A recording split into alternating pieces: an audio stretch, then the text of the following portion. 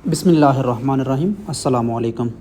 आज जी हम सीखेंगे कि हमने अपने बैंक अकाउंट से OKX एक्सचेंज में कैसे अमाउंट लेके आनी है और फिर अपने OKX एक्सचेंज से उसमें जो ES प्लेटफॉर्म है वहाँ पे कैसे रिचार्ज करना है। तो इस सारे प्रोसेस को आज हम सीखेंगे, वीडियो को एंड तक ज़रूर देखिएगा।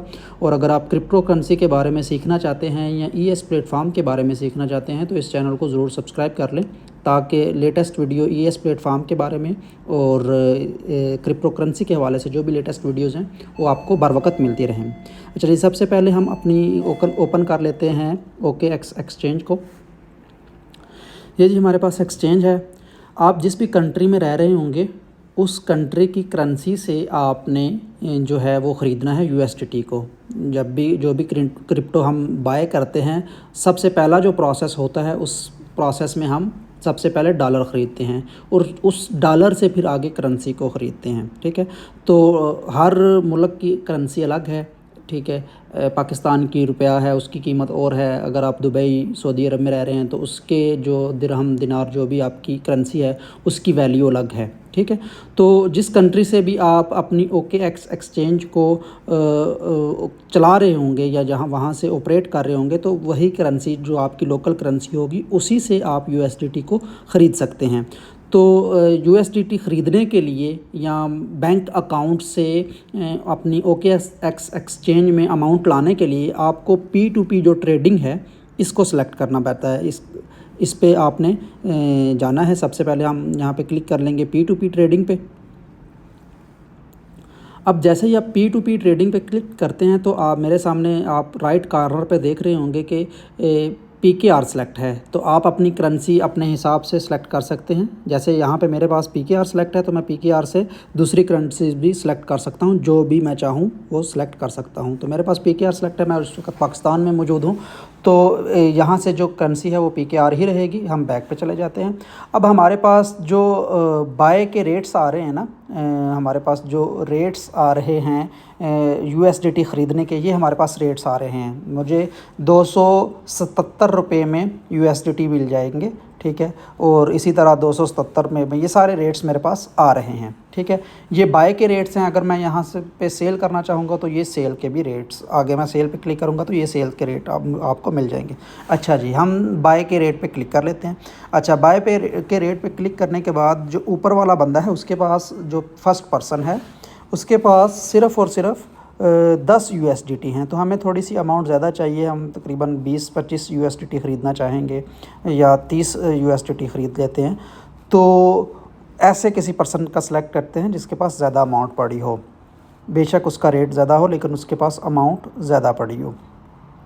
अच्छा जी, अच्छा जी, अच्छा जी, अच्छा जी, ये एक 278 रुपये में मिला है इसका, बल्कि इसकी भी ट्रांजैक्शन जो है वो बहुत कम है। ये कंप्लीशन, ये एक आदमी है जिसके पास $21 मौजूद हैं और इसकी ट्रांजैक्शन जो है वो 100% है। तो मैं इसकी जो है इसे बाय करने के लिए इससे USDT बाय करूँगा। ये जी ज़ुहान X के नाम से जो एक ट्रेडर है, इससे मैं जो है ना अमाउंट बाय करूँगा। तो आपने नीचे ऑप्शन में देख लेना है कि जो जिस पर्सन से मैं बाइंग कर रहा हूँ उसके पास पेमेंट मेथड कौन कौन से हैं। उसके पास बैंक ट्रांसफ़र का पेमेंट मेथड है, अगर आप इजी पैसा से इसमें ट्रांसफ़र करना चाहते हैं या जैज़ कैश से भी ट्रांसफ़र करना चाहते हैं तो वो भी हो सकता है। अच्छा जी, अब हम बाय के पे क्लिक करेंगे। यहाँ से ये इसका जो ट्रैक रिकॉर्ड है, ट्रांजैक्शन इसकी 100% कंप्लीट है, तो इस बंदे को हम सेलेक्ट करेंगे। अच्छा जी, इससे बाय पे क्लिक करेंगे। जैसे ही बाय पे क्लिक करेंगे तो वो कहेगा जी आपने कितने अमाउंट की जो है वो USDT ख़रीदनी है। तो मैं लेट से कहता हूँ कि मुझे आप 5,000 रुपये के USDT दे दो। तो वो 17.95 USDT जो है वो मुझे मिल जाएंगे, ये वो मुझे बता रहा है। और उसके बाद आगे जो उसका पेमेंट मेथड है वो बैंक ट्रांसफ़र है, उसके बैंक में मुझे अमाउंट लगवानी पड़ेगी तो वो मुझे मेरे अकाउंट में USDT दे देगा। तो यहाँ से मैं बाय USDT पे क्लिक करता हूँ। जैसे ही आप बाय USDT पे क्लिक करेंगे तो उसका जो है ना आपके सामने एक ये चैट बॉक्स ओपन हो जाएगा। उससे आप उस पर क्लिक करेंगे।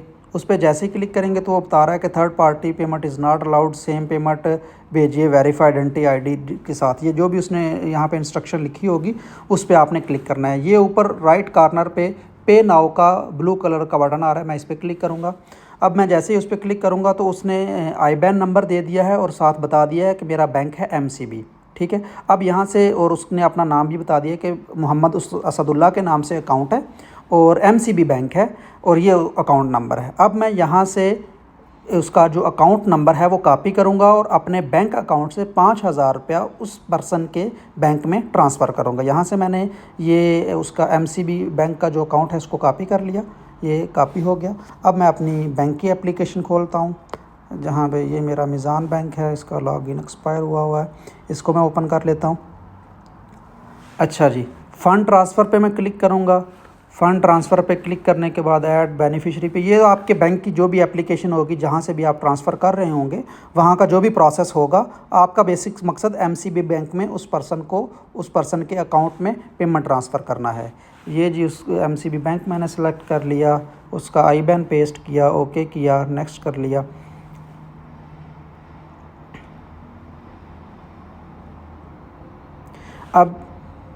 अब जो उसके पास उसने लिखा हुआ जी असदुल्ला, मोहम्मद असदुल्ला, लेकिन यहाँ पे जो अकाउंट आ रहा है वो मोहम्मद उस्मान के नाम से आ रहा है। तो मैं पहले जाके उधर चेक कर लेता हूँ कि क्या उसने इसकी चीज़ की बताई हुई है।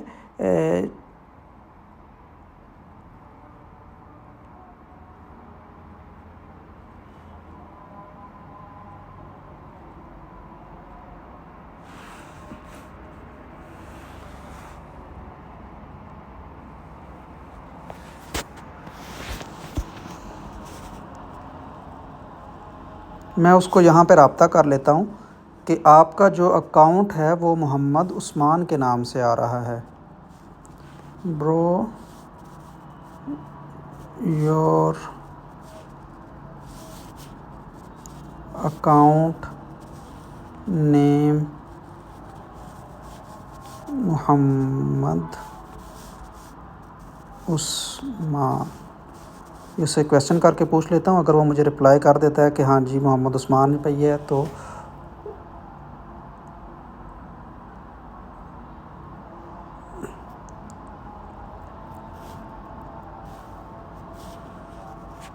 ओके, उसने जी का मैसेज कर दिया कि हाँ जी मोहम्मद, ओके मैं पेमेंट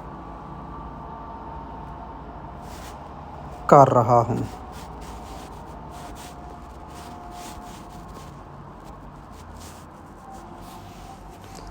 मैंने उससे वेरीफाई कर लिया है। इसी तरह अगर आपका जो बाइनेंस का अकाउंट है या दूसरा अकाउंट है जिसमें से आपने क्या कहते हैं पेमेंट ट्रांसफ़र करनी है, जो अकाउंट उसका यहाँ पे आ रहा है, अगर वो अकाउंट टाइटल सेम नहीं है तो एक दफ़ा आप सेलर से कंफर्म कर लेंगे कि क्या इसी नाम से अकाउंट है। अगर सेम नाम से ना हो तो बाज़ औक़ात आपके लिए परेशानी का सामना करना पड़ सकता है। तो आप इस चीज़ को कंफर्म कर लें कि यही अकाउंट है जिसमें आपने पेमेंट ट्रांसफ़र करनी है। अगर वो ओके कह देता है तो फिर आप उसी अकाउंट में पेमेंट ट्रांसफ़र करके उसको ओके कर दीजिएगा।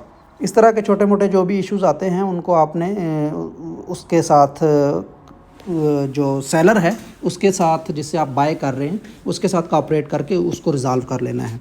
यहाँ पे जी मैं उसका उस्मान ही लिख देता हूँ, डन। अच्छा जी, मैं पे नाउ पे क्लिक करूँगा, 5,000 पे क्लिक करूँगा।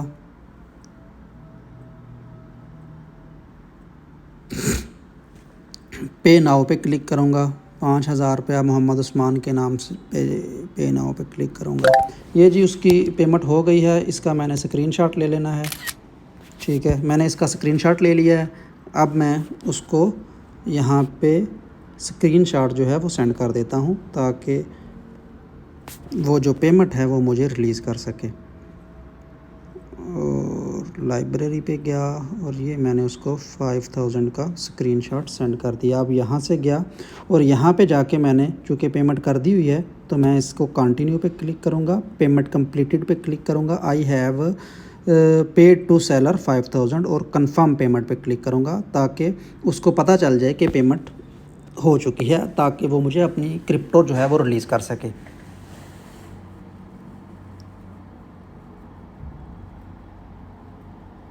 एक दफ़ा वो अपनी कंफर्मेशन करेगा कि मेरे अकाउंट में अमाउंट आ चुकी है, उसके बाद वो मुझे क्रिप्टो रिलीज़ कर देगा।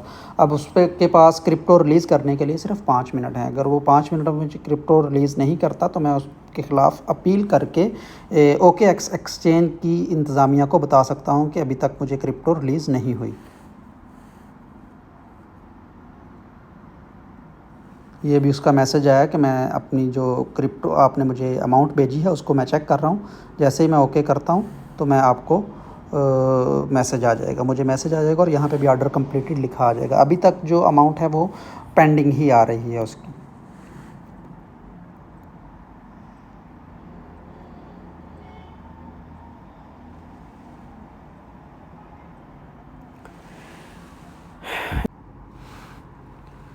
अच्छा जी, देख सकते हैं मैंने जो ऑर्डर उस वक़्त किया था उसमें पेमेंट सेंड करके सेलर को नोटिफाई कर दिया था मैंने।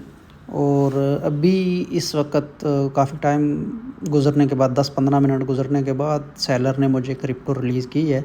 तो अब आप देख सकते हैं कि ऑर्डर कंप्लीटेड में अगर मैं देखता हूँ तो ये क्या कहते हैं, ये वाला ऑर्डर मेरा कंप्लीटेड नज़र आ रहा है। मैंने उसको सेंड कर दिया है जो है ना रिव्यू भी, कि वो एक अच्छा सेलर था जिसने मुझे कोऑपरेट किया। मेरी एक दफ़ा पेमेंट रिवर्स भी होगी लेकिन उसके बाद भी उसने मेरे साथ कोऑपरेट किया। ठीक हो गया जी। ये अब मैं चला जाता हूँ वापस। अब आप देख सकते हैं ये मेरे पास जो मैंने क्रिप्टो ख़रीदी है 17.95 USDT वो मेरे पास इस वक्त अवेलेबल हैं। ठीक है, अब हमने इसको ट्रांसफ़र करना है अपने ES प्लेटफार्म पे। ES प्लेटफार्म में हमने रिचार्ज करना है ये इस अमाउंट को। तो हम चले जाते हैं जी अपने ES प्लेटफार्म पे। सबसे पहले अपना ES प्लेटफार्म ओपन कर लेते हैं। ये जी मेरा ES प्लेटफार्म ओपन हो रहा है, हो जा जल्दी हो जा यार। इस वक्त मेरे इस ES प्लेटफार्म में आप बैलेंस देख सकते हैं कि $21 मौजूद हैं। तो यहाँ पे मैं रिचार्ज पे क्लिक करूँगा। जैसे ही मैं रिचार्ज पे क्लिक करूँगा तो यहाँ पे मैं ना अपनी अमाउंट लिखूँगा जो मैंने रिचार्ज करनी है, वो मैंने लिखनी है $17, 17 USDT। 17 USDT लिखने के बाद रिचार्ज पे क्लिक करूँगा। रिचार्ज पे क्लिक करने के बाद ये TRC20 का जो है वो मुझे वॉलेट एड्रेस दे देगा, जो मैं ना अपनी OKX एक्सचेंज में जाके लगा के वहाँ से अमाउंट को विदड्रॉ कर लूँगा। यहाँ से मैं ये TRC20 का जो वॉलेट एड्रेस इसको कॉपी कर लेता हूँ। अब मैं फिर आ जाता हूँ अपनी OKX एक्सचेंज में। अब यहाँ पे मैं आके अपने एसेट्स पे जाऊँगा। एसेट्स पे जाके तो मुझे सबसे पहले यहाँ पे जाना है विदड्रॉ पे। ये आप डिपॉज़िट, विदड्रॉ, कन्वर्ट और ट्रांसफ़र पे है, तो यहाँ पे मैंने विदड्रॉ पे क्लिक करना है। जैसे ही मैं विदड्रॉ पे क्लिक करूँगा तो वो पूछ रहा है कि आपने कौन सी करेंसी विदड्रॉ करनी है। तो मैं कह रहा हूँ कि मैंने क्रिप्टो करेंसी USDT विदड्रॉ करना है। ठीक है, अब जैसे ही वो विदड्रॉ पे क्लिक करूँगा मैं तो वो पूछ रहा है कि आपने किस नेटवर्क के थ्रू ट्रांसफ़र करनी है। तो हमारे पास जो विदड्रॉवल एड्रेस है वो TRC20 का है, तो यहाँ पे मैं USDT TRC20 लिख दूँगा। TRC20 जैसे ही मैं लिखूँगा यहाँ पे मैं जनाब अपना वो जो मैंने वहाँ से एड्रेस कॉपी किया था उसको पेस्ट कर दूँगा। अलाउ पेस्ट पे क्लिक करता हूँ। पेस्ट, ये मेरा एड्रेस पेस्ट हो गया। उसके बाद एड्रेस नेम ये ऑप्शनल है, अगर आप लिखना चाहें तो लिख सकते हैं, ना लिखना चाहें तो ना लिख सकते। यहाँ पे आप ऑल पे क्लिक करते हैं तो सारे जो भी आपकी अमाउंट पड़ी हुई है वॉलेट एड्रेस में वो ट्रांसफ़र हो जाएगी। ठीक है, मैं यहाँ पे सबमिट पे क्लिक कर देता हूँ। जैसे ही मैं सबमिट पे क्लिक करूँगा तो आई अंडरस्टैंड और इसको विदड्रॉवल पे क्लिक करना है। ठीक है, उसके बाद ये TRC20 का जो भी वेरिफिकेशंस हैं वो सारी हो जाएंगी। ईमेल की पहले मेरी वेरिफिकेशन होगी, तो सबसे पहले मैं जनाब अपने ईमेल पे सेंड करता हूँ मेल वेरिफिकेशन कोड। ये यहाँ पे मेरा विदड्रॉवल का वेरिफिकेशन कोड आ गया ईमेल पे। यहाँ से पहले मैं ईमेल में अपना जो वेरिफिकेशन कोड है वो लिख लेता हूँ। खुल जा, ये जी है 541258 541258। यहाँ पे ईमेल वाला लिख लिया जी 541258। उसके बाद मैंने जी अपने मोबाइल नंबर पे सेंड कर दिया कोड। मोबाइल नंबर पे भी मेरा कोड आ गया, ये भी हो गया। सेव स्किप वेरिफिकेशन नहीं जी, कंफर्म करना है मैंने। इसके बाद जैसे मैंने कंफर्म करना है तो ये रिक्वेस्ट सबमिट हो गई है और विदड्रॉवल डिटेल पे हम जाके क्लिक कर सकते हैं। ये भी पेंडिंग में, जैसे ही ये सेंड हो जाएगा तो मेरी अमाउंट रिफ़्लेक्ट हो जाएगी अपने ES प्लेटफॉर्म। ये जी आप देख सकते हैं विदड्रॉवल डिटेल जो है ये मेरी सेंड हो चुकी है। ठीक है, TRC20 का एड्रेस था, जो भी एड्रेस था, ट्रांजैक्शन आईडी जो है वो भी सारी OKX से हो चुकी है। अब मैं अगर अपने OKX अकाउंट में जाता हूँ तो जाके देखूँगा तो मेरे पास कोई भी क्रिप्टो करेंसी इस वक्त मौजूद नहीं है। अब मैं अपने जाके ES प्लेटफॉर्म पे चेक कर लेता हूँ कि क्या जो विदड्रॉवल अमाउंट थी वो मुझे रिसीव हो चुकी है वहाँ पे या नहीं। यहाँ पे मैं आता हूँ, इसे एक दफ़ा रिफ़्रेश कर लेता हूँ। ये जी आप देख सकते हैं यहाँ पे भी मेरे जो ES प्लेटफॉर्म का अकाउंट है वहाँ पे भी USDT जो है वो 17 वहाँ से आए, तो अभी मेरे पास जो अमाउंट रिफ़्लेक्ट हो रही है वो 38 USDT है। तो यहाँ से अगर मैं रिचार्ज पे जाता हूँ तो रिचार्ज पे भी हिस्ट्री पे जाता हूँ तो ये मेरी अमाउंट जो है ये रिचार्ज हो चुकी है। ठीक है, तो इस तरह आप अपने ES प्लेटफॉर्म पे अमाउंट लेके आ सकते हैं OKX पे, OKX से, और OKX पे रिचार्ज करते हैं अपने बैंक अकाउंट ट्रांसफ़र से। वीडियो अगर आपको अच्छी लगी हो तो अपने दोस्तों के साथ ज़रूर शेयर कीजिएगा और मज़ीद